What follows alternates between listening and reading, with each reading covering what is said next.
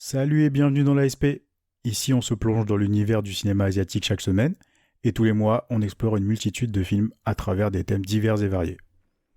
Aujourd'hui, c'est l'épisode hebdomadaire numéro 32, et Céline va nous dire de quoi on va parler. Exactement. Salut tout le monde. On va parler de Police Story, un film de Jackie Chan, et que je n'ai pas vu, que toi tu as vu apparemment plusieurs fois. Si Oui. Très fan de cette franchise. Ouais.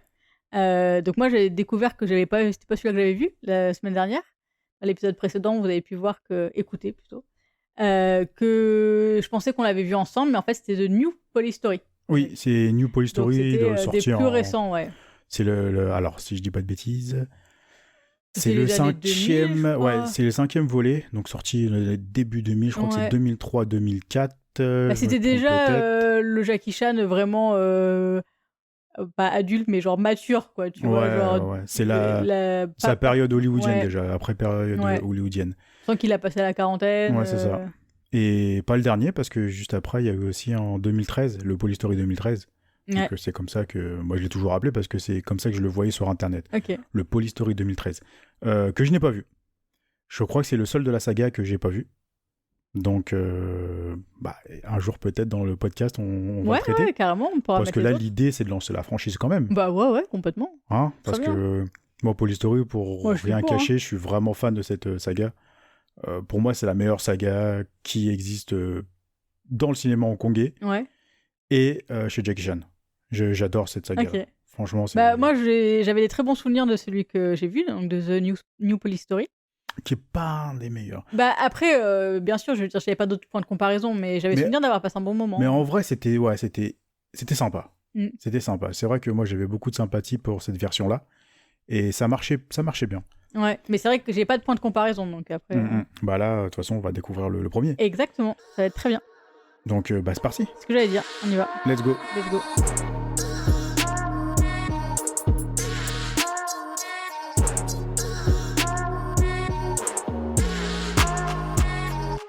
Et nous voici de retour. Et oui, on est là. Pour vous jouer un mauvais tour. Désolé. T'es fatigué, hein? Moi, je suis fatigué, mais j'ai toujours rêvé de le faire à chaque fois qu'on commence un épisode. Ouais. Dès que cette phrase résonne dans ma tête, j'ai envie de la continuer. Et vas-y, fais-toi plaisir. J'ai attendu l'épisode 32, mais je l'ai enfin fait.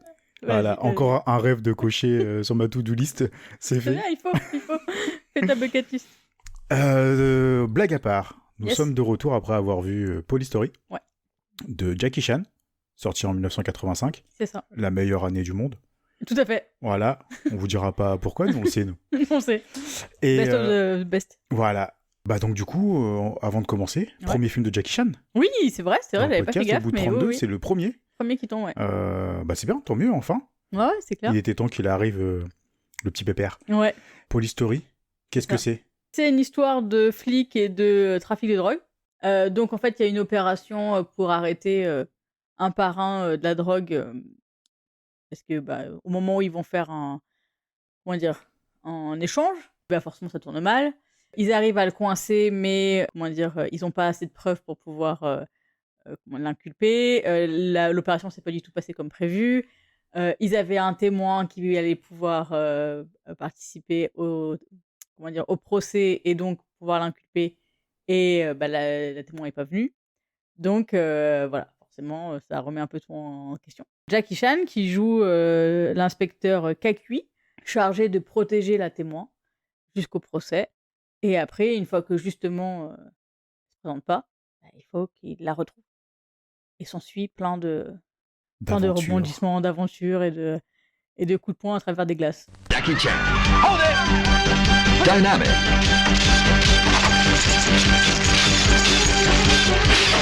Dauntless. Resourceful.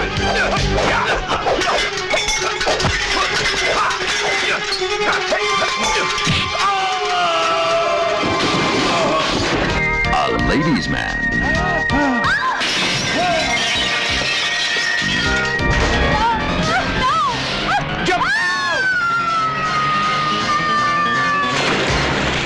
He's no average cop. But he gets the job done.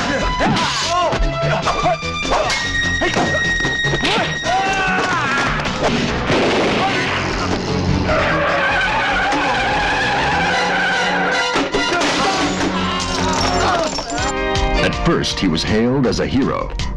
Lock him in the cells. Yes, sir. Book him. For murder. Until he got set up.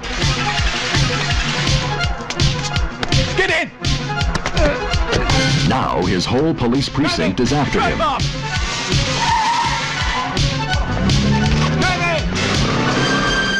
To clear his name, his only chance is to get the crooks who framed him.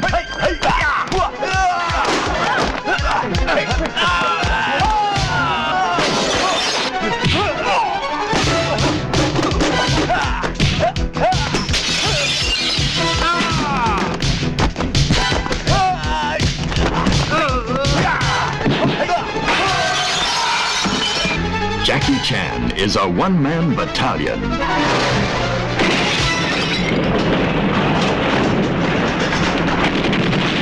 As he sets his record straight in Police Story. Et donc, ce visionnage, comment ça s'est passé? Dis-nous tout. C'est assez particulier. Ouais. J'avoue que j'étais assez perplexe au début. Ok. Parce que, en fait, je sais pas si je m'attendais à ce que ce soit une comédie. Et j'ai pas réussi à savoir si, quand c'est sorti, c'était vraiment prévu que ce soit une comédie ou pas. Et Moi, je te dis juste, c'est du Jackie Chan, c'est tout. voilà, c'est ça. Mais en fait, je sais pas pourquoi, j'avais eu en tête que c'était un film sérieux de lui, en fait. Tu vois, je sais pas du tout pourquoi. Alors, moi, je sais pourquoi, parce que t'as en tête New Police Story. Ouais, peut-être, ouais, c'était ça. Parce que New Police Story, on est vraiment dans le drame policier. Ouais, ouais, c'est peut-être pour ça que je suis. C'est un thriller, on va dire, un peu plus terre à terre ouais. par rapport à la première saga Police Police Story. Story. Police Story, c'est ni plus ni moins que du Jackie Chan à Ouais, l'état pur. et bah, c'est ça. Et en fait, au moment où j'ai vraiment accepté le côté c'est une comédie, bah, c'est passé tout seul, quoi. Mais tu vois, on en avait déjà parlé dans un épisode, je sais plus sur lequel, je crois que c'était sur Donnie Yen ou je sais plus, ou sur Crazy Kung Fu peut-être, on parlait de la comédie en général, et je te disais que moi, Jackie Chan, j'avais beaucoup de mal parce qu'il a toujours voulu apporter un côté comédie à ses films. Ouais. D'autant plus que pour ce film-là, il est réalisateur. Ouais. Donc là, il avait complètement la main mise sur ce qu'il voulait faire. Et lui, comme c'est quelqu'un d'assez têtu et d'assez...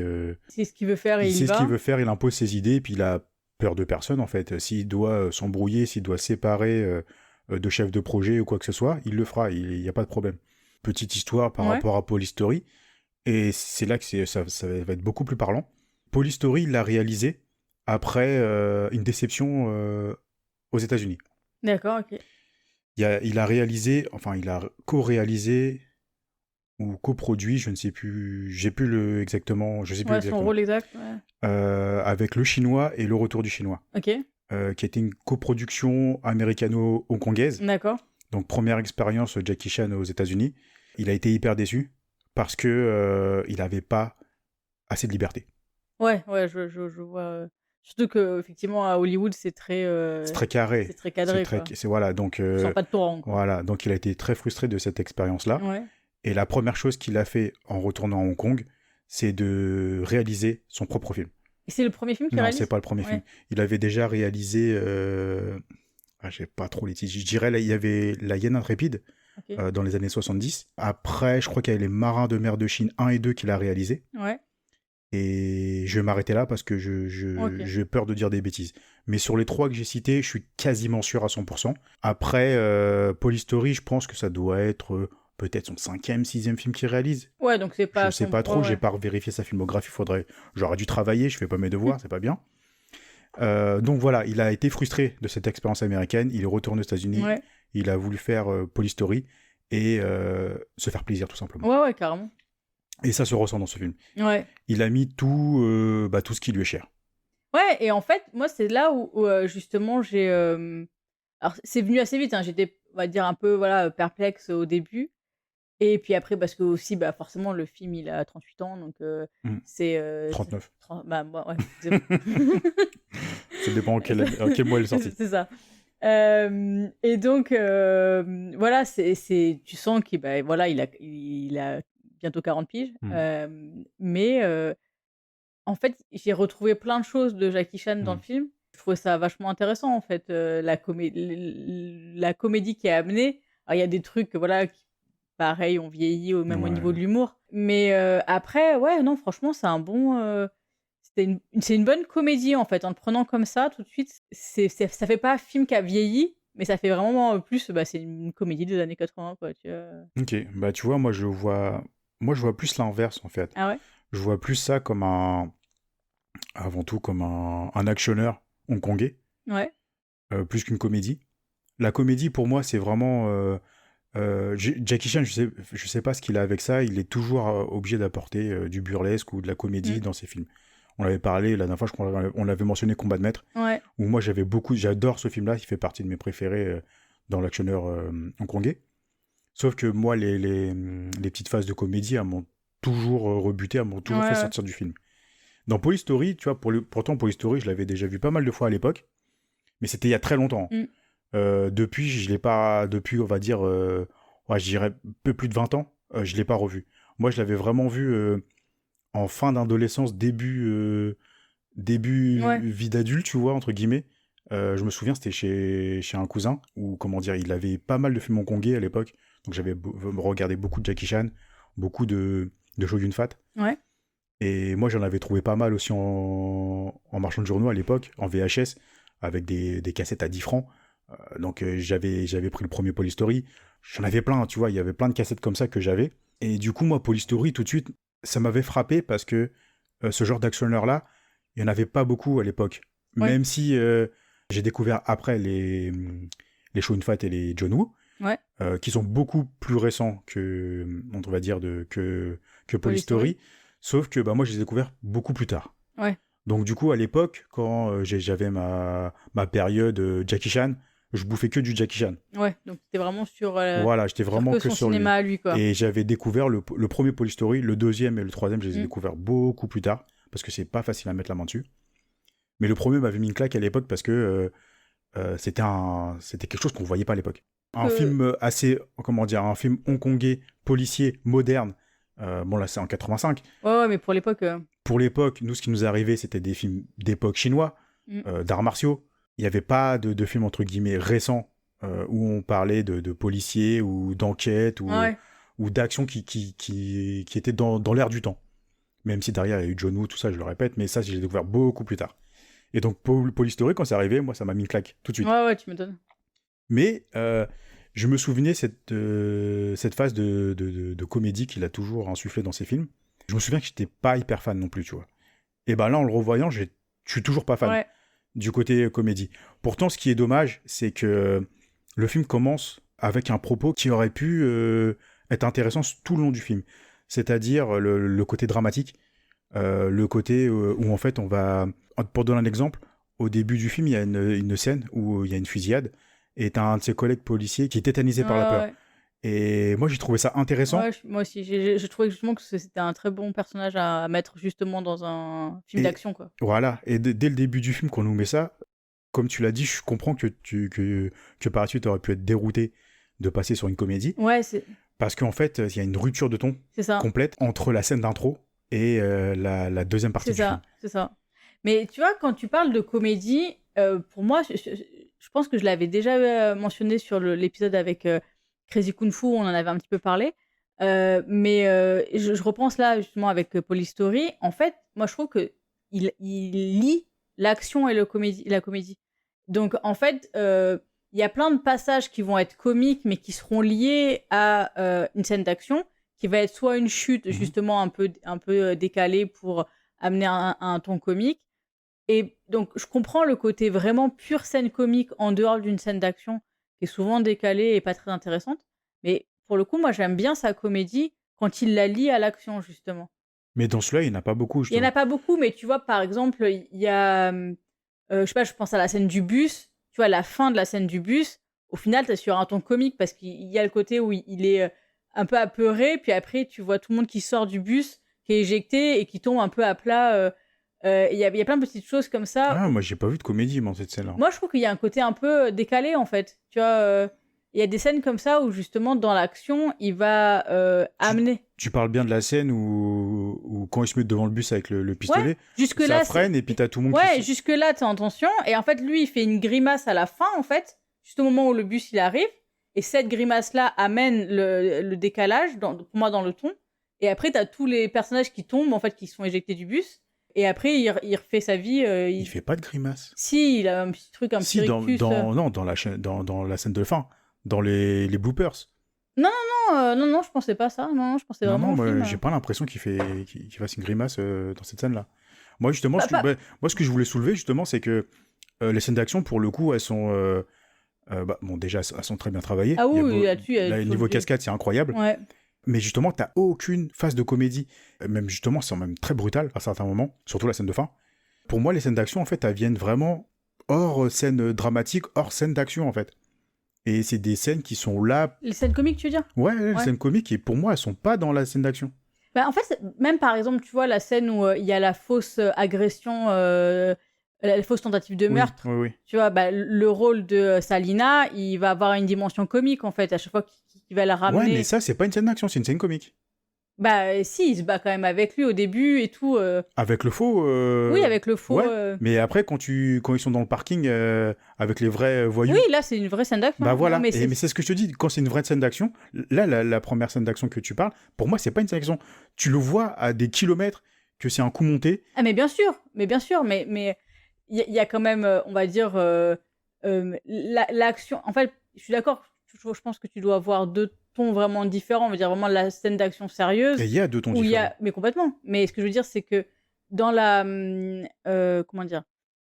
Dans la scène d'action où il y a la scène justement avec la fausse tentative de meurtre de Salina, le démarrage, même si on voit effectivement que le personnage il est avec un masque un peu ridicule, il va quand même avancer, il va quand même amener de l'action dans le sens où ils vont se battre, où elle va se faire jeter un peu partout dans l'appartement, des choses comme ça. Alors bien sûr, on n'est pas sur le même niveau que la scène qui est juste derrière, où effectivement il va se battre avec les vrais meurtriers les vrais tueurs à gages qui veulent tuer Salina. Et donc, on va monter crescendo justement dans la tension à ce moment-là. Mais ce que je veux dire, c'est qu'il y a quand même des scènes qui vont pas être complètement comiques, qui vont pas être comme la scène du téléphone dans le commissariat, ou des scènes où vraiment, en gros, il y a aucune action pure, en fait. C'est juste de la discussion. Je comprends ce que tu veux dire, mais pour moi, les deux scènes que tu parles, elles sont complètement différentes. Il y a une scène de comédie et une scène d'action. Pour moi, c'est pas du tout les mêmes. Il y a vraiment une différence à faire entre ces deux scènes-là. Ouais. Pendant tout le film, c'est ça, moi, c'est le point négatif que je vais soulever pour ce film-là. C'est vraiment le déséquilibre entre cette comédie et l'action. Ouais. Parce que Jackie Chan veut faire ça. Il est libre de faire ce qu'il veut. Il a raison. Ah oui, complètement. Il a raison. Il faut qu'il fasse ce qu'il aime. Hein. Tu sens la frustration qu'il a eue avec les Américains. Il est arrivé à Hong Kong, il s'est dit, putain, moi, je veux faire de l'action, mais je veux faire tout ce que j'aime, en fait. De la comédie, de l'action, des chorégraphies, des cascades. Il a fait tout ce qu'il voulait. Ouais. Tout la quintessence de Jackie Chan est dans Police Story. Ah oui, ça se sent, par contre. Vraiment, moi, je trouve... comme je disais la dernière fois, j'en ai pas vu non plus des tonnes, mais on retrouve bien... même sa façon de vouloir amener les combats, en fait. Ouais. Mais après, sinon, moi, pour le reste du film, moi, c'est toujours un banger, en fait. Ouais, mais tant mieux. C'est toujours un banger parce que la scène d'intro, elle est ouf. Ouais. Elle est incroyable. Prendre le risque de faire une énorme cascade dans un espèce de bidonville créé pour l'occasion et de le détruire complètement à la fin avec une cascade où tu as plusieurs voitures qui traversent tout ça pour arriver jusqu'en bas. Ouais. Là, en 85, à Hong Kong, Jackie Chan qui revient d'une frustration et qui tape une scène comme ça, tu sens, voilà, moi je vois la scène justement de dire putain, j'ai été frustré, il faut que je me fasse plaisir. Et là, tu sens toute la colère et peut-être, tu vois, elle a envie de défoncer des trucs. Ouais, quoi. Il avait envie de casser quelque chose. Ouais. Et il l'a fait. Et puis la scène de fin dans le centre commercial, putain, mais elle est complètement dingue. Moi, ce que j'adore en fait avec ces deux scènes-là, c'est que Jackie Chan, il a su jouer sur la verticalité de la zone géographique qu'il a utilisée. C'est oufissime. Je me suis fait cette réflexion pendant tout le film parce que il y a quelques jours, j'ai regardé Evil Dead Rise. Donc là, je digresse complètement, ça n'a rien à voir. Je sais pas qu'il faisait du Kung Fu dans Evil Dead. Ah non, pas du tout, justement. En fait, moi, ce qui m'a choqué dans Evil Dead Rise, c'est que... bon, je vais pas faire l'historique de Evil Dead, hein, mais dans le film, en fait, tout le film se passe dans un immeuble. Donc l'appartement est à un certain étage, je m'en souviens plus lequel.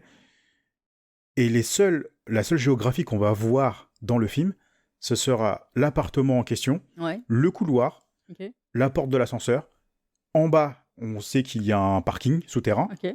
Et dans le parking souterrain, il y a une crevasse qui va se créer avec Ouais, un tremblement de terre. Et c'est là qu'en fait, ils vont récupérer une Necronomicon, pardon, et tout ça. Enfin bref.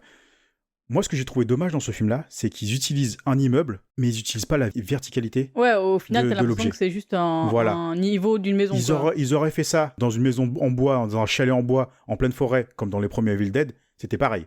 Ouais, je vois ce que tu dis. Et en fait, c'est marrant parce que ce film m'est revenu en tête quand moi j'ai vu Ouais. comment Jackie Chan il utilise la géographie du centre commercial. Et même la géographie, comme je disais, du bidonville, c'est la Bidonville, c'est scène pareil. du début, t'as vraiment On est sur une colline. Voilà, le Ouais. colline, et t'as vraiment des plans où tu vois toute la colline, et puis même juste Exactement. le plan d'ouverture, c'est justement la ville, Ouais. le bidonville Ouais. qui est à flanc de colline, et donc t'as rien au-dessus, et puis après t'as la route en dessous. Et ouais, non, je suis d'accord. Mais utiliser tout l'espace qu'il a, moi je trouve que c'est vraiment incroyable. Mais Et tu sens que vraiment, il regorge d'idées et voilà, il se fait plaisir et il nous fait plaisir aussi. Il est généreux, Jackie Chan. Et je pense que c'est quelque chose qui revient beaucoup dans ces films, de vraiment Ouais, utiliser ouais. le décor, les accessoires. Ouais, c'est ça. C'est vraiment quelque chose qui fait partie de lui aussi, quoi. Même dans des scènes, on va dire, un peu plus restreintes, tu vois, au Ouais. niveau de l'espace, il est capable d'utiliser tout ce qu'il a autour. Ouais, complètement. Dans un KGB, il va pouvoir utiliser la poignée de porte, la porte, Mais c'est la en plus, plainte. ouais, c'est ça. C'est un truc de fou. Il va utiliser tout, l'ampoule qui est au plafond, Ouais. il va tout utiliser. C'est cette générosité-là que j'aime dans Ouais. Jackie Chan. C'est pour ça que j'ai toujours été fan de lui, parce que j'ai l'impression que ça fourmille d'idées, de détails que j'aime prendre en pleine gueule, et c'est ce genre de cinéma-là que j'aimais beaucoup à l'époque, Ouais. parce que c'est... Voilà quoi, c'est comme un bon plat familial, il est sur la table, tout le monde se sert, et Jackie Chan, c'est ce qu'il fait. Il te ramène un film sur la table et il te dit regarde, Ouais, profite, quoi. j'ai mis tout ce que j'ai envie de faire, j'ai été généreux, j'ai la main sur le cœur et je te donne tout ça. C'est tout ce que j'avais à dire Non, sur carrément. le film en jeu. Mais je pense que le fait que je le vois aussi aujourd'hui et pas comme toi à l'époque, ça joue aussi parce que Je j'ai pas à pense. avoir la même claque en fait que Ouais. toi t'as pu avoir Ouais, justement ouais, de ouais. découvrir un film qui va à mettre autant d'action Mais dans des films hongkongais ou qui va sortir justement des films d'arts martiaux purs. Mais tu vois, c'est marrant parce que moi, je pense qu'on a tous des classiques Bien sûr. qu'on a besoin de découvrir même sur le tard. Ouais. Parce qu'il y a des films qui vont être intemporels. Et il y a des films, en fait, si tu le découvres pas, on va dire, à l'âge et à l'instant T que tu dois le découvrir, si tu le découvres beaucoup trop tard, bah, j'ai l'impression qu'en fait, ça ne fonctionne pas, tu vois. Bah, moi, c'est pas que ça a pas fonctionné, c'est ce que je disais au début, c'est que j'ai pas forcément réussi à rentrer aussi vite dans le film, et j'ai été un peu, on va dire, ballottée entre différents sentiments, et donc voilà, après, bon, j'ai su remettre aussi en contexte, que voilà, c'est 85, donc en plus on l'a vu en VF, c'était... La VF, elle est pas mal, hein. En vrai, elle est pas mal. Non, Ouais. franchement, fais-moi confiance, elle est pas mal. J'ai vu beaucoup de VF Ok, hongkongaises à l'époque, et celle-là, C'était pas la pire, ouais, elle je est suis pas d'accord. dégueu. Elle est pas dégueu. Je dirais pas qu'elle est très bien, mais elle est pas dégueu. Et donc, ouais, tu vois, il y avait plein de trucs où même voilà, la musique et tout, c'est vraiment marqué de ces époques-là. Donc, c'est pas forcément dire que c'est bien ou pas bien, hein, mais c'est voilà, ça a cette patine-là. Et donc, voilà, moi, j'étais un peu mitigée au début parce que je savais pas trop dans quelle direction j'étais censée aller. Mais voilà, après, au bout d'un moment, j'ai lâché prise et puis j'ai accepté le film comme il était. Et c'était un très bon moment. Mais je pense que j'aurais eu peut-être beaucoup plus le film aurait eu beaucoup plus d'impact sur moi si je l'avais vu en étant ado. ouais. Ouais. Non, mais je suis persuadé aussi. Parce que j'ai aussi vu plein de films hollywoodiens, tu vois, vraiment, comme tu disais, actionneurs à l'époque. Et c'était vraiment des films que moi j'aimais beaucoup dans les années 90. 90, 95, tout début 2000. Et donc, je pense que ça aurait été quelque chose qui aurait bien fonctionné sur moi à cette époque-là, quoi. Ouais, et puis surtout qu'à l'époque, pour nous, Européens, quand on voit l'arrivée de Jackie Chan dans nos contrées, le voir réaliser des cascades aussi ouf que ça, Ouais. à l'époque, mais moi, je m'en souviendrai tous les jours. Ouais, moi aussi. Hein. Les premiers Jackie Chan que j'ai vus, mais ça me rendait dingue. Ouais, moi, je crois que le tout premier que j'ai vu... Ah, il faudrait que je retrouve le titre. Je sais plus quel c'était. Opération Espadon, c'est un film d'action. Non, ça, c'est Opération Spadon, c'est. C'est pas ça. non, Il y en a c'est- pas un avec un oui, Opération dedans Condor. Condor, merci. Opération Spadon, C'est avec Travolta. Travolta Ouais. et puis Hugh Jackman. Ok, merci. Je me disais qu'il y en avait un qui allait pas, mais j'étais persuadée qu'il y avait un des mots Mais dedans, tu et sais mon quoi cerveau, il a pas voulu Tu lâcher. sais quoi, je crois que dans un épisode précédent, Je dis la même. c'est même moi qui l'ai dit, j'ai dit Opération Espadon. Ah bah peut-être Ouais. que c'est pour ça. Donc, dans tous les cas, je crois que c'est Opération Condor que j'ai vu en premier. Et effectivement, moi, j'ai été bluffée par les cascades. Et j'avais vraiment le souvenir d'avoir vraiment beaucoup rigolé, d'avoir beaucoup aimé justement la façon dont il a amené aussi un peu d'absurde et de dérision dans l'art martial. C'était pas forcément quelque chose qui était sacralisé. En fait, les combats n'étaient pas quelque chose de très... Mais dans ce film-là, excuse-moi, je te coupe. Vas-y. Mais dans ce film-là, ça fonctionnait très bien parce que c'était un film d'aventure. Ouais, c'est vrai. Ouais, je pense qu'il y a peut-être ça joue peut-être aussi. Ouais. Et moi, pareil, je trouve que Opération Condor, pour moi, c'est l'un des films où Jack Chan a pu modeler comme il voulait la comédie qu'il a toujours voulu insuffler dans ses films. Pour moi, là-dedans, ça marche très bien du début à la fin. Ouais. Et ça m'a jamais gêné. Et au contraire, tu y vas pour la comédie plus que pour l'action ou tu vas pour l'aventure en fait. Tout simplement. Ouais, complètement. Alors que là, dans Police Story, voilà, on est vraiment dans un thriller et puis surtout on bascule dans des scènes assez violentes, de drame où il y a des vrais thèmes quand même. On parlait au début du film. Excuse-moi, là, je repars sur le film, mais je m'éparpille. Tu vois, les thèmes où tu as les policiers qui ont peur. Tu vois, quand ils tuent quelqu'un, tu vois, il tremble, il se pisse dessus, carrément. Tu vois, c'est des scènes quand même assez fortes. Ouais, et puis ça montre aussi que c'est la vulnérabilité aussi de la police. C'est des êtres humains qui sont pas forcément réellement préparés à risquer leur vie ou à devoir tuer quelqu'un. C'est ça. Et puis t'as aussi la scène où Jackie Chan s'évade du commissariat où il prend en otage le flic et puis se met à gueuler en disant que en gros, en critiquant la hiérarchie dans la police, en disant que oui, ceux avec les médailles, finalement, vous avez rien fait sur le terrain. C'est nous, entre guillemets, les grouillots on s'est sacrifiés pour que vous ayez tout plein de médailles sur vos vestes. Mais par contre, nous, on a des comptes à rendre, nous, à notre famille. On a une famille, on a des enfants. Et par contre, nous, on risque nos vies pour eux. Et pour finalement pas grand-chose, alors que eux, leurs responsables, sont dans des bureaux bien au chaud, avec toutes leurs épingles sur leur veste, et ils peuvent subvenir plus facilement aux besoins de leur famille en prenant pas de risques. T'as ces petites critiques-là, justement, ça vient comme ça, comme si tu jetais de l'huile sur le feu, tu vois. Et c'est des scènes, tu dis, ok, tu me prends au dépourvu carrément en sortant des trucs comme ça, alors que t'as beaucoup de comédie, t'avais pas beaucoup de messages au début, tu vois, t'avais plus des scènes d'évasion, des scènes d'action, et là tu nous balances des petits messages à gauche à droite comme ça marche très bien. Et moi justement c'est ce qu'on va retrouver plus tard dans le New Police Story, où on va vraiment basculer sur un côté dramatique, où justement Jackie Chan va prendre plein la gueule parce qu'il va voir tous ses coéquipiers mourir, et bref, on en reparlera sans doute dans le prochain épisode, parce que on va en mettre d'autres, C'est tout ce que je voulais dire. Je sais pas pourquoi je t'avais coupé pour partir là-dessus, je suis désolé. Aucun problème. Est-ce que tu te souviens pourquoi t'avais... Non. Ok, on parlait d'Opération Condor et puis je t'ai coupé. Ouais, je disais que c'était les premiers films d'arts martiaux que j'avais vus, et donc ça m'avait vraiment marqué en fait. C'était... On sortait effectivement... Moi j'avais l'habitude des films d'action type Die Hard, True Lies, Schwarzy, Bruce Willis, ces trucs comme ça. Et donc c'était des films d'action avec aussi comédie, mais il n'y avait pas d'arts martiaux en fait. Et j'ai vraiment découvert avec ça, et c'était impressionnant. C'est-à-dire qu'on avait un niveau au-dessus de ce que j'avais pu voir en niveau baston, choses comme ça. Et non, franchement, c'était une très très grande découverte. Et j'avais... Après aussi, ça fonctionnait parce que j'étais jeune, donc je pense que le côté comédie fonctionnait très bien. Ouais, je pense aussi. Mais moi, par exemple, pour celui-là, pour Police Story, j'ai eu l'impression, je sais pas, dis-moi si tu as eu le même sentiment, mais que finalement, il n'y avait pas beaucoup de scènes de combat arts martiaux. Non, c'est justement... Il y a plus de flingues, en fait, surtout. C'est ça. Mais ça, c'est de l'action. C'est juste de l'action, en fait. Complètement. Mais c'est vrai que je pensais qu'il allait en avoir plus. Plus d'arts martiaux. Ouais. Parce que j'étais Jackie Chan, tu vois, clairement. Ça m'a pas dérangé, je dis pas, mais c'est juste, je me suis fait la façon, tiens, il y en a pas autant que je m'attendais. Ouais, mais je pense qu'aussi, Jackie Chan a voulu sortir de sa période où Complètement. il faisait des films purement d'arts martiaux. C'est pas un... Voilà, ça reste un cascadeur à la base. Ah, même si avant il avait fait pas mal de films, entre guillemets, d'arts martiaux, je pense qu'il a voulu vraiment partir sur un actionneur hongkongais avec des scènes d'action, où il pouvait mettre de la cascade, ce qu'il sait faire de mieux. C'est vrai que même moi, je me suis dit, ah, finalement, il sait pas... y a même pas- quand ils se battent, tu vois, tu sens que c'est la bagarre. Ouais, c'est ça, C'est c'est pas, pas du autant... kung-fu, c'est pas, complètement, c'est vraiment, ils se mettent des tas de Ouais, guignols, mais quoi, j'ai tu trouvé vois, ça mais- bien, en fait. Ouais, complètement. J'ai trouvé ça bien.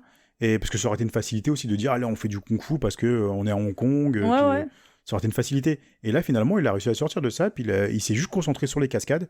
Et Non, et puis roule ma poule, quoi. de Ça manière marche. générale, moi, après, je trouve que c'est toujours à saluer, hein, quand tu sors de ta zone de confort et Bien que tu sûr. fais quelque chose que tu n'as pas l'habitude sûr. de faire, ça fonctionne ou que ça fonctionne pas, c'est...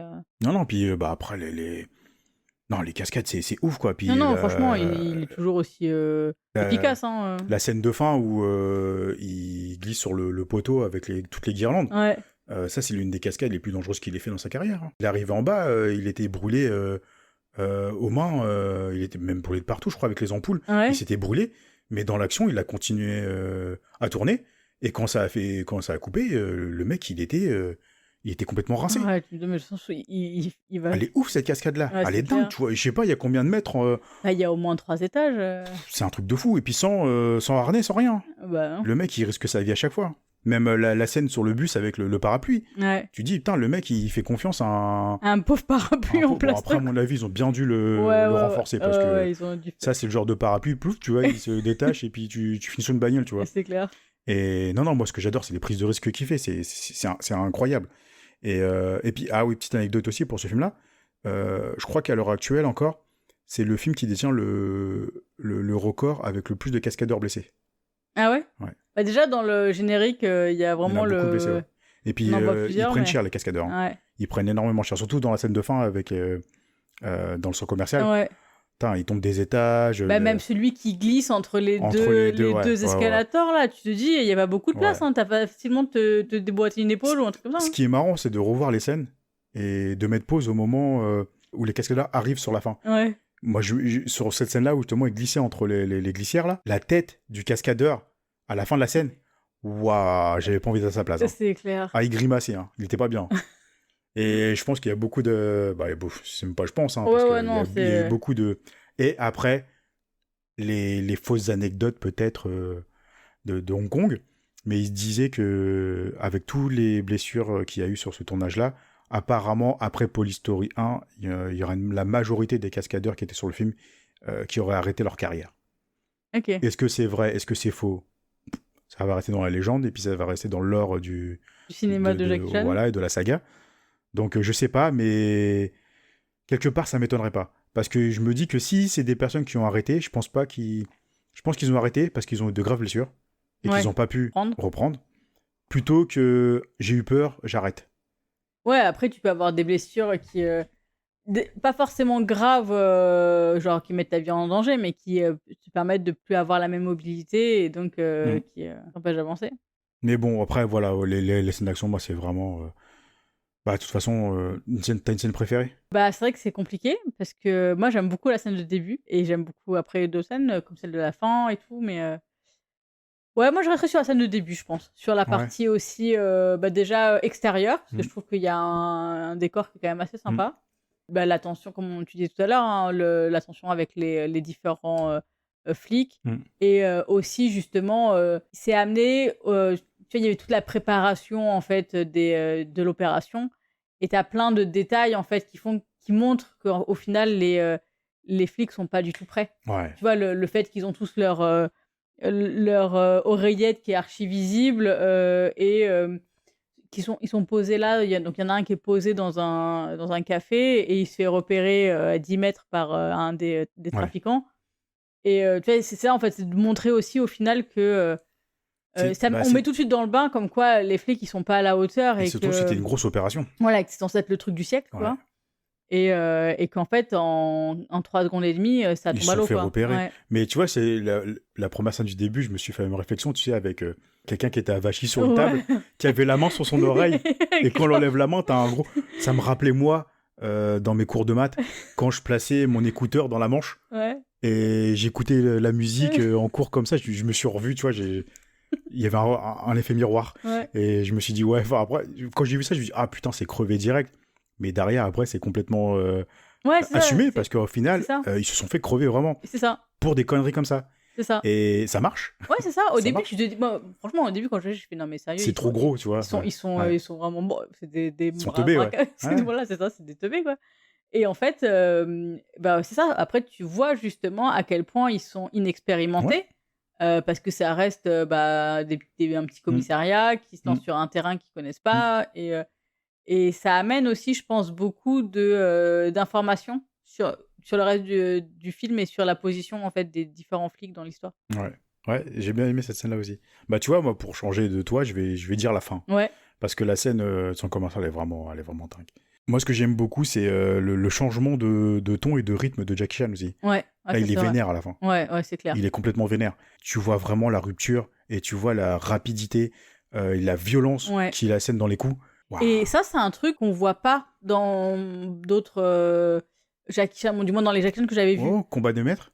Ouais, mais pas aussi. Si, la scène de fin. La scène de fin, elle est vraiment violente. Ouais, ça, j'avais souvenir qu'elle était violente, mais j'avais pas souvenir que lui était. Ah, si, tu vois, aussi marqué aussi. La scène dans le restaurant avec le maître où ils se battent contre je sais pas combien de méchants. Quand il prend le bambou. Ouais, ça je me souviens. Et là, quand il commence à déchiqueter tout le monde avec les lames de bambou, là tu vois que il y a du sang et tout. Ouais. Non, ça. Je me souvenais plus qu'il y avait du sang. Ah si. Ah ouais, ça je me souvenais plus. Ah ouais, non, c'est des scènes assez vénères justement qui m'ont marqué aussi dans Combat des Maîtres. Combat de maître ou combat des maîtres, enfin bref. Ouais, tu vois, c'est des scènes qui m'avaient marqué parce que justement, t'avais une rupture entre les scènes que t'avais avant et les scènes de violence comme ça qui basculaient derrière. Mais c'est vrai que j'avais pas souvenir qu'il y avait autant de ruptures, justement, comme tu disais. Parce que là, par exemple, moi, je trouve qu'il y a une scène où on voit bien le caractère de Jackie Chan qui sombre. C'est quand il espionne, en fait, justement, le centre commercial parce qu'il sait que le trafiquant, le boss va arriver. Et tu vois comment il est fermé et comment il est, résigné. En fait, il sait que là, il y va limite pour aller, il va se faire buter, c'est pas grave, mais il va aller chercher ses infos et il va aller l'arrêter, quoi. Ça, c'était vraiment quelque chose que j'avais pas souvenir d'avoir vu dans d'autres, mais faut qu'on revoie Combat de Maître. Comme ça, on va. Il y en a même dans les films d'époque. Après, il y en a que j'ai pas vu. Il y en a beaucoup que j'ai pas vu. La Hyène intrépide qui était assez vénère aussi. Je l'ai pas vu. Il y avait 2-3 films comme ça où c'était assez. Assez violent quand même. Justement dans les ruptures de ton et puis dans la violence aussi. Pour le coup, c'est des films qui vont beaucoup me tenter à regarder justement parce que... Après, déjà, moi j'avais les films que... C'est pas les meilleurs. Hein. Mais c'est pas forcément pour ça, mais c'est de voir justement comment ils travaillent ce double... Cette dualité en fait que les gens ont à l'intérieur, c'est-à-dire le côté bon et le côté... mais après, tu vois, la façon dont il le travaille, Jackie Chan, moi justement, j'ai l'impression qu'en fait, c'est je veux faire ça.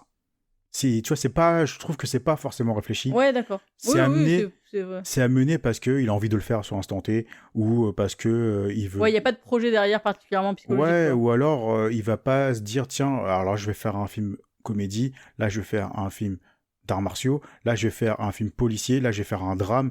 Il met tout en un. Ouais. En fait, il a pas de temps à perdre. Il fait un film, il faut que je mette tout dedans. C'est les 4 saisons en un film qu'il fait lui. Okay. Ouais, non, mais en même temps. C'est mon point de vue. Hein. Après. Ouais, je comprends. Mais après, peut-être pas dans tous, hein, mais dans la majorité, moi, en fait, j'adore Jackie Chan, mais moi, c'est ces grandes ruptures de ton, moi, qui me gênaient un peu. D'accord, ok. Même si j'adorais, parce qu'il y a toujours des scènes marquantes dans ces films, surtout les scènes d'action et les scènes de cascade qui sont magistrales, mais il y a toujours eu ces petits moments où je me suis dit, putain, merde, c'est dommage, ça. Ouais. C'est dommage, ça me fait presque sortir d'un film, et puis ça manque de consistance, en fait. Quand je repense au film, je pense pas au film dans son entièreté. Je pensais à des petites scènes. Ouais. Je pensais à des scènes qui m'ont marqué au début, à la fin. Mais tout ce qui est entre deux, je les jette carrément à la poubelle parce que j'en ai pas besoin. Et ça, c'est dommage.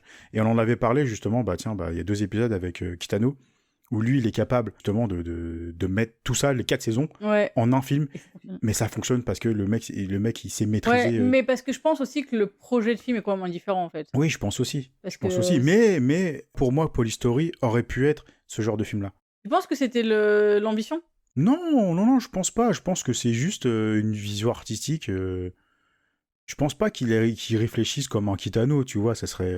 déjà, je peux Déjà, pas... c'est deux personnes différentes. C'est deux donc, personnes voilà, différentes, ouais. et puis je peux pas dire Jack Chan, tu dois pencher comme Kitano, Kitano, tu dois pencher comme Jack Chan. Non, chacun Ça a pas a son d'intérêt. univers. Mais je pense que c'est juste voilà, leur univers propre, et puis c'est tout. Ah, Mais complètement. tu verras quand on tombera sur Violent Cop, tu vas te dire, ah, putain, si Jackie Chan avait fait Polystory avec le même ton que Violent Cop, ça aurait pu donner quelque chose d'intéressant. Ouais, ok, ouais, carrément. Mais c'est aussi pour ça, je pense que j'ai envie d'en voir plus de Jackie Chan. Pour plus aussi, déjà, me rafraîchir la mémoire, parce que, mine de rien, il y en a beaucoup qui datent de très longtemps. Et puis pour voir aussi l'évolution dans son cinéma, la façon dont il va traiter ses personnages, et comme tu dis, savoir si ça va vraiment rester je fais un film parce que j'ai envie de faire un film et j'ai envie de parler de ça, et donc j'y vais, ou est-ce qu'il y a des moments où on va pousser le curseur un petit peu plus loin et on va développer un peu plus de trucs, quoi. Ouais, bah tu vois, moi, si je dois te répondre tout de suite à la question, pour moi, en fait, les films de Jackie Chan, c'est plus comment dire, c'est un best-of, en fait. Ouais, mais après, en même temps, Pour moi, ces films, c'est des best-of. C'est pas des... Des fois, tu vas avoir un menu maxi best-of, Ouais. où va te rajouter un peu plus de lui, un peu plus de trucs à te mettre sous la dent. Mais moi, en général, les films de Jackie Chan, c'est juste un pur divertissement, un pur plaisir. Puis des fois, t'as le Big Mac à rester 8 heures sur le grill, quoi. Exactement. Tu vas avoir une frite un peu cramée dans le lot. Non, mais ouais, après, comme tu dis aussi, on connaît aussi la façon dont il fait son cinéma, et Ouais. donc après, on te Mais prend tel attention, moi, Jackie Chan, j'adore. Hein. quel. Je disais pas que Non, ça. je dis pas ça parce que j'ai peur que ça soit... comment Non, dire mais après, on peut aimer le travail de quelqu'un et accepter Mm. qu'il est pas parfait, je veux dire. Non, c'est pas qu'ils sont pas parfaits, c'est juste moi j'ai compris comment il fonctionne, Ouais. j'ai compris ce qu'il propose, je le prends tel quel, mais je vais pas entre guillemets mettre sur des piédestals tel ou tel film parce que il a une proposition hyper intéressante du début à la fin. Ouais. Dans l'idée, j'ai pas vraiment de Jackie Chan qui est parfait dans l'idée, tu vois. Ouais, je vois ce que tu dis. J'en ai pas vraiment, même si, tu vois, moi, mes films préférés de Jackie Chan, ça reste quand même Combat de Maître et puis Polystory. C'est ce que je préfère, c'est Jackie Chan. Mais pourtant, il y a des défauts. Ah oui, complètement. Aussi, des défauts, je suis méchant. Si, mais après, il y a des défauts, mais c'est pas forcément des défauts qui sont genre des... Il y a des partis pris en fait, qui fonctionnent pas. Voilà, qui fonctionnent pas sur moi. Voilà, c'est purement personnel. Je vais pas en faire une généralité. Je vais pas refaire le film à sa place. Je vais juste te dire que moi, il y a des partis pris dans la majorité des films de Jackie Chan que j'adhère pas trop. Je trouve qu'ils ont pas leur place, tu vois. Ça, c'est mon avis. Mais bon, c'est tout. On va... Complètement. Très bien. Donc, bah voilà, on a donné tout ce qu'on avait à faire, tout ce qu'on avait à dire. Et bah moi, j'ai hâte de Polystory 2. Bah, carrément. J'ai hâte tout simplement, parce que bah, maintenant, je veux continuer la saga. Parce que j'adore cette saga-là, honnêtement. Puis j'ai hâte d'arriver au 3. Moi, dans mes souvenirs, le 3, c'est un de mes préférés. Parce qu'il y avait Michelle Yeoh aussi. Ouais. Michelle Yeoh, j'adore, je suis fan. Et elle a même eu le droit à son spin-off. Ok. Après Polystory 3. C'était, je crois que c'est Super Cop. Ouais. Alors en fait, je t'explique un peu, parce que toi, tu connais peut-être pas ouais, le non, truc. je connais pas trop la franchise. Donc... Alors, Polystory, il y a le 1, 2, 3. Ok. Le 3, il a été rebaptisé Super Cop aux États-Unis. D'accord. Et ils ont fait un spin-off avec le personnage de Michelle Yeoh dans Polystory 3 / Super Cop. Ok. Et ils ont fait Super Cop 2. Ok. Avec Michelle Yeoh. Qui est le spin-off. Qui est le spin-off. Ok. Et dedans, je crois qu'il y a un caméo de... Je m'en souviens plus. Mais je crois qu'il y a un caméo de Jackie Chan. Ensuite, il y a eu Contre-Attaque. D'accord. Je sais pas si tu l'as déjà vu, celui-là. Oh, c'est un des films qui a été exporté dans le monde entier. Peut-être il y a très longtemps, mais ça me parle. C'est la première fois où en fait le personnage de Chan Kakui. Et donc c'est un peu un James Bond version Jackie Chan, avec de l'humour, tu sais, un peu burlesque, et des pompons. Tout simplement. Bah peut-être, mais... Et de l'action. Ouais. Et moi j'avais beaucoup de sympathie pour ce film-là. Ouais. Et ensuite, on a eu New Polystory, arrivé ouais. en 2000, et après le dernier Polystory que je n'ai pas vu, sorti en 2013. Donc voilà, ça en fait 3, 4, 5, 6, 7. Il y a 7 films quand même. Ah ouais, c'est une grosse... C'est une grosse saga. Ouais. Donc il y a 7 films, et on fera les 7. Bah bien sûr, bien sûr. Même le Super Cop 2, parce que pour le coup, il fait partie du lore. Reste un spin-off, mais... ouais, carrément, on va tout faire. Puis c'est Michelle Yeoh. Ouais. Voilà. C'était Polystory, et on a hâte de voir la suite. Très bien. On passe aux recommandations. On passe aux recommandations. Est-ce que tu as quelque chose sous la main ou Ouais, bah, je vais parler d'un documentaire que j'ai vu très récemment, disponible sur Shadows. C'est le reportage sur Nicolas Winding Refn, Donc c'est un petit reportage qui dure 1h05, 1h10, donc c'est très court à regarder et très intéressant, hyper intéressant même parce que je suis fan déjà du bonhomme. C'est un reportage qui retrace son parcours et ses déboires dans le cinéma danois et américain. Ok. C'est hyper intéressant. Parce que justement, petit teasing, je suis en train de préparer un épisode sur la trilogie Pusher. Et c'est ouf parce que j'ai appris énormément de choses. Ouais. Comment il a travaillé justement cette trilogie-là. Chaque film Pusher est un reflet de sa vie à l'instant T où il a fait le film. Putain. Et ça se ressent dans la trilogie. Carrément. Tu sens qu'il y a des ruptures, que ce soit de ton ou de plein de choses. Il y a même de cinématographique, il y a des ruptures cinématographiques entre chaque film. C'est incroyable, cette trilogie, elle est vraiment ouf. Moi, elle m'a marqué, mais jusqu'à aujourd'hui. Moi, je vous conseille vraiment, parce que c'est vrai que le cinéma de Refn, il peut être complètement hermétique. Il y a des gens qui vont complètement rester à côté. Ouais, c'est vraiment tu t'adhères Ouais, ou tu adhères. voilà. T'es Et moi, vraiment, tu restes sur le banc, quoi. je vous conseillerais, si vraiment, voilà, on connaît tous Refn pour Drive, Neon Demon, tout ça, qui sont entre guillemets ses plus gros succès Aujourd'hui. aujourd'hui. Mais avant ça, il y en a eu d'autres. Hein. Il y a eu les Bronson, il y a eu Valhalla Rising, il y a eu les Pusher, Ouais. il y a eu Bleeders. Voilà, pour moi, il a fait que des chefs-d'œuvre. Mais ça, c'est mon avis propre. Même, attention, il y en a, je vais entendre, qui vont me dire que Only God Forgives, c'est la daube. Je le sauve. Il y a des choses que je sauve dans ce film-là. Bref, ça, c'est un autre débat. Et donc voilà, ceux qui sont réticents à aller voir du cinéma de Refn, je vous conseille énormément d'aller voir NWR, donc ses initiales, et ça va vous donner un peu une idée de qui est le bonhomme et de comment il a construit sa filmographie. Parce qu'on ne parle pas que de Pusher, on parle vraiment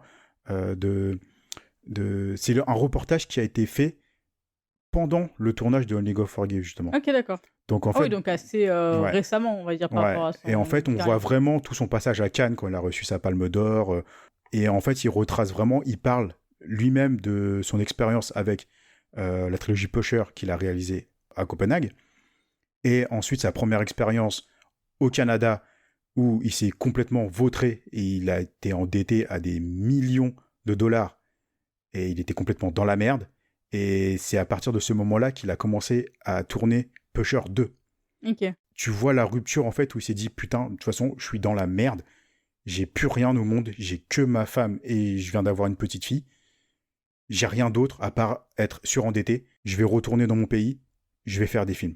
Parce que c'est ce que j'aime. Et t'as pondu Pusher 2 et 3, coup sur coup, qui sont des putains de chefs-d'œuvre. C'est tout ce que j'ai à dire. Ouais. Donc, si ça vous intéresse, les Pusher, je sais qu'ils sont pas faciles à trouver, mais allez juste regarder le documentaire sur Shadows, c'est hyper intéressant, et ça vous donnera peut-être des billes pour apprécier ne serait-ce que le travail du bonhomme, et de comprendre aussi son travail. Ouais. C'est peut-être important aussi, avant de commencer sa filmographie, parce que, comme j'ai dit, ça peut être déroutant. Bah oui, puis ça dépend surtout avec quel film vous commencez, quoi. Voilà. Parce que clairement, je pense que ceux qui commencent par Valhalla Rising, ils peuvent être... Oui, encore Valhalla Rising. Moi, je le trouve excellent, bah ouais. on est d'accord. Mais, Hein. Moi, mais juste de commencer avec la trilogie Pusher ou Bleeders, c'est ces films qu'il a tourné au Danemark, je pense que ça peut en laisser beaucoup sur le côté. chefs-d'œuvre. C'est que des chefs-d'œuvre, hein. Moi je vous préviens. Donc D'ailleurs, voilà. ça fait longtemps qu'on n'a pas fait de rétrospective. C'est vrai, ça sera peut-être le moment. Donc voilà, je répète, NWR sur Shadows. Très Allez bien. découvrir ça, ça dure qu'une heure et ça va vous faire... Donc je regarde ça. Voilà, ça va vous donner des billes sur l'auteur. Très bien. À toi. Moi, je vais recommander un bouquin, un roman qui s'appelle Rentrer son ventre et sourire de Laurence Baudouin-Masse. C'est un roman québécois. C'est très sympa. Alors, pour les Québécois et Québécoises, il est disponible sur Prêt Numérique en livre audio ou en e-book gratuitement. Donc, c'est l'application des bibliothèques. C'est très sympa, en fait, comme roman. Alors, c'est beaucoup plus feel-good que Refn. Hein. On change un peu de bord. En fait, c'est un roman qui est assez particulier dans son écriture. Parce que le personnage principal, c'est une influenceuse, en fait, Instagram. Donc, c'est une fille qui fait des collaborations avec des marques, qui a son copain, qui est chanteur, ils commencent à bosser un peu ensemble. Donc, elle a un agent et tout. Donc, tu vois, il y a vraiment ce côté un peu showbiz, réseaux sociaux, nombre de likes et tout. Et dans l'écriture, au début, c'était un peu particulier, un peu déstabilisant parce que... il y a un côté très énumération en fait de on est à quel rang au niveau de l'influence, on est classé comment, avec qui on doit aller, des choses comme Mhm. ça. Et en fait, au fur et à mesure, on commence à avoir plein d'informations sur justement et plein de critiques de la société, en fait, de la société de manière générale. Donc la façon dont on va considérer les personnes qui travaillent sur les réseaux sociaux. Comment les réseaux sociaux vont aussi façonner des gens, ce qui va être les attentes en fait d'une communauté et voilà. Et en fait, c'est un personnage qui était donc une femme qui était grosse, qui a perdu énormément de poids et qui va conseiller en fait sur ses réseaux sociaux des recettes healthy, des routines un petit peu pour bien-être et tout. Et au fur et à mesure, elle va se rendre compte de sa limite en fait et de son presque hypocrisie de dire on est dans le body positive par exemple, mais au final, est-ce que moi si je prône que des recettes healthy, est-ce que c'est vraiment du body positive ou Mhm. pas? Et donc voilà, je trouve que la critique, elle est très en justesse et même la relation qu'elle a avec son copain qui en fait au final va utiliser sa notoriété à elle pour pouvoir être célèbre. Donc en fait, il y a vraiment aussi des jeux un peu de manipulation et de pouvoir pour gagner en popularité. Et aussi à quel point les haters vont avoir un impact sur la vie des gens. Et donc voilà, c'était un petit livre au départ que je pensais sans... même au début que j'ai commencé, justement, le style d'écriture, en plus comme si je l'ai écouté, c'était un livre audio, ça c'était un peu particulier à l'écoute. Et en fait, je trouve que c'était vraiment un bon livre, quoi. Mhm. C'est-à-dire que tu as quand même un côté où tu as une vraie critique de notre société en restant sur comment dire, sur un ton qui est pas complètement dramatique ou quoi que ce soit. Et donc voilà, c'était un très bon livre. Donc Rentrer son ventre et sourire. Et il y a un tome 2, donc je vais bientôt lire le tome 2. Excellent. Maintenant, place au quiz. Jouons un peu. Jouons un peu. Que j'ai 5 points à rattraper. Ouais.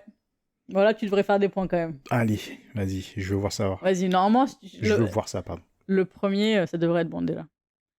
Quel genre de film le terme rom-com désigne-t-il? Allez, comédie romantique. Ben voilà, toi t'as déjà un point. Allez, c'est bon, plus que 4. Faut que je te mette des bâtons dans les roues. Ouais, déjà que t'étais pas content de pas pouvoir m'avoir fait une carte où j'allais avoir 0, hein? Quelle école d'art dramatique a vu passer Marlon Brando, Jane Fonda, James Dean, Al Pacino, etc., etc. Ah ok, donc déjà je connais pas les cours. Je vais dire mais non, c'est pas possible, c'est en France. J'allais dire le cours Florent, mais le cours Florent c'est en France, donc ça marche pas. Broadway? Non, c'est beaucoup plus simple que ça. Ah bah je me doute, hein, mais je l'ai pas du tout. Acteur Studio. Voilà, c'est l'école... Ah bah non, je l'aurais pas eu. Dans Les Géants de Sam Miller, qu'est-ce que deux fous d'escalade sont chargés de repeindre sur 24 km? Une antenne. Une antenne de quoi? Satellite. Ouais, non. C'est des pylônes électriques. Ah, pylône électrique. Ok, dommage. Quelles sont les deux villes où Hubert Bonisseur de la Batte, alias OSS 117, a rempilé avec succès? Bah, il y a Rio Ouais. et Casablanca. Non. Et Rio ne répond plus.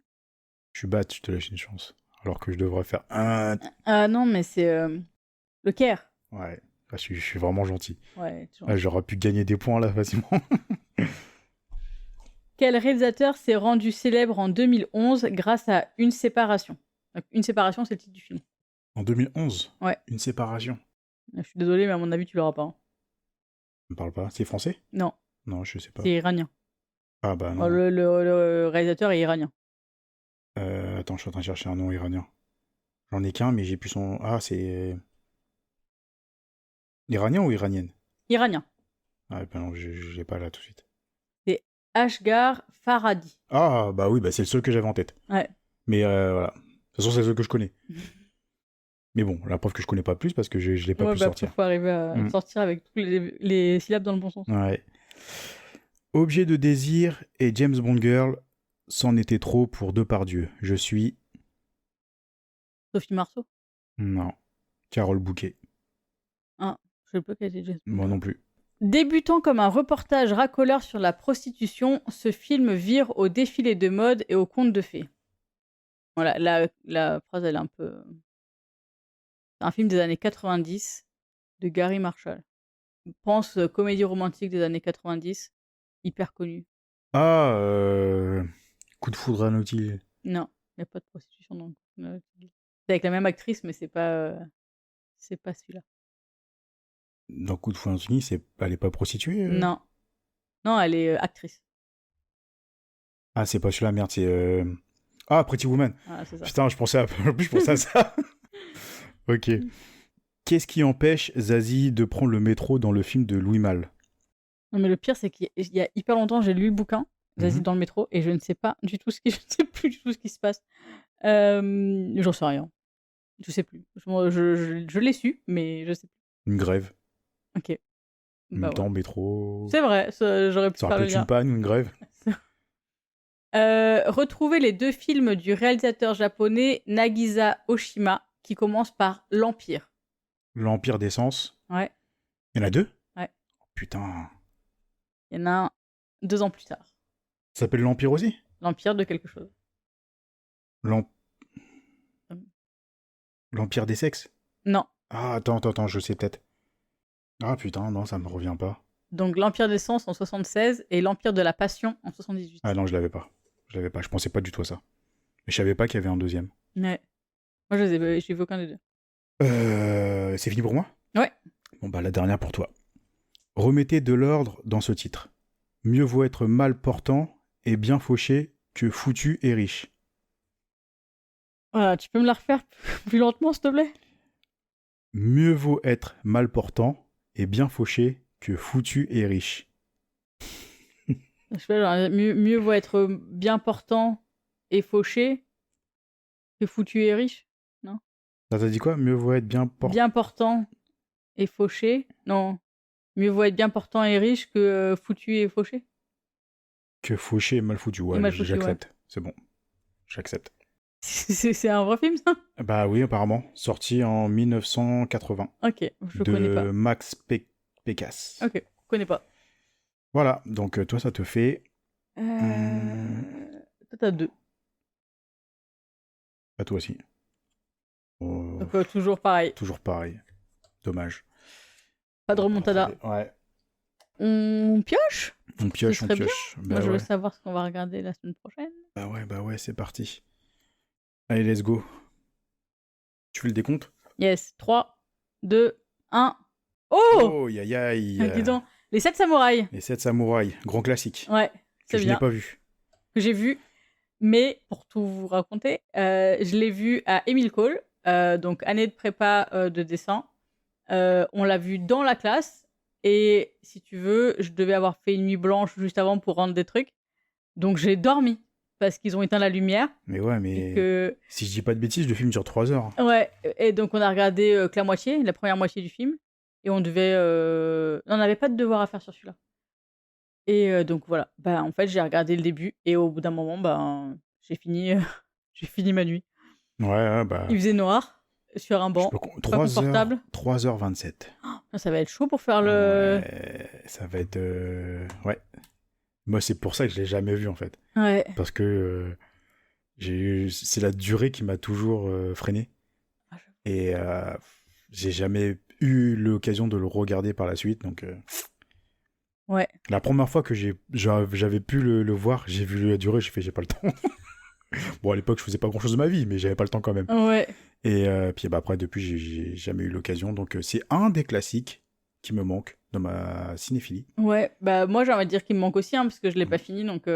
Donc, j'ai hâte de le regarder parce que c'est un film que j'ai envie de voir depuis très très longtemps. Ouais. Étant fan du cinéma de Kurosawa, qui me passionne, tout simplement, parce que le monsieur est... C'est un grand maître. C'est un grand génie, quoi. Mm. C'est juste un grand génie. Et puis, le peu de films que j'ai vus de lui, ils m'ont toujours mis une claque parce que idée de cadrage de fou, il sait jouer avec la lumière, il sait diriger des acteurs. Voilà, quoi. C'est tout bonnement un grand monsieur et j'ai hâte de découvrir la 7 Samouraï. Bah moi aussi. Maintenant, il va juste falloir qu'on arrive à caler ça. Ouais, 3h30, ça va être 3h30, chaud ça à va les être caser, compliqué, hein. parce Waouh. qu'on va finir le podcast à 2h du mat', quoi. Ouais. Ou alors, il va falloir qu'on fasse un épisode très très court. Il va juste Ouais. falloir qu'on dise que c'est bien et au revoir. Ouais, ça va peut-être arriver là. Mais bon, enfin bref. On verra, on se débrouillera. Mais on va y arriver. Mais promis, on fera pas un épisode de 3h30. Non, on fera ça bien. Ouais. Toujours dans la même durée. Plus ou moins 1 heure. Plus ou moins 1 heure. Sur ce, portez-vous bien tous et toutes. Et puis on se voit la semaine prochaine pour un grand classique du cinéma japonais. Oui, à bientôt tout le monde. À bientôt. Ciao. Ciao.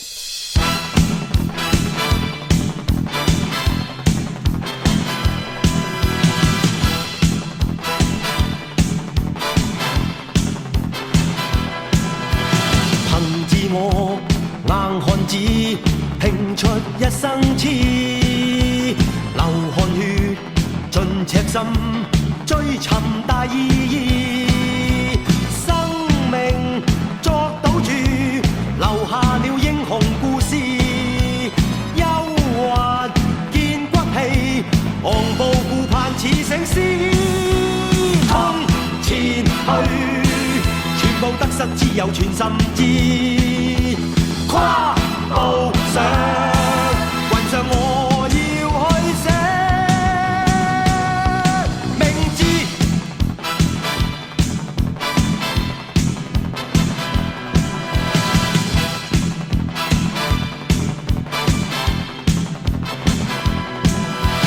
憑傲氣自我寫我一生的詩。情共愛，淚與痴，真誠是意義。生命豁出去，留下了驚人快事。英雄有骨氣，雄視世界似醒獅。衝前去，全部得失只有全心知。跨步上雲上我要去飛。